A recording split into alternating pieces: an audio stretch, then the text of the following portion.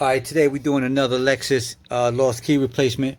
Basically, in this situation, the customer sent this wallet key that they had, so we'll just duplicate the key or create another key from this key, put a chip in it, then we'll program it into the either the ECU. More likely, we're gonna program it to the Immobilizer. So that's about it. We'll come back in a little bit.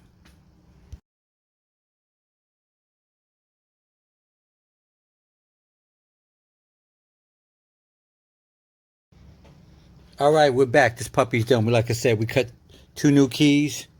We duplicated from this key, so we created two new keys real quick. We put the chips in them. I color code these so I know which one's number 1 and number 2. That rubs right off. The key data was actually located in the immobilizer on this unit. Most of the Lexus vehicles is going to be located in ECU. It'll be either in one or two places. If you have this box, you need me to help you, send this with the ECU. If you don't have this box, just send the ECU. But that's about it. In this particular case, customer is going to be able to just plug and play at this point.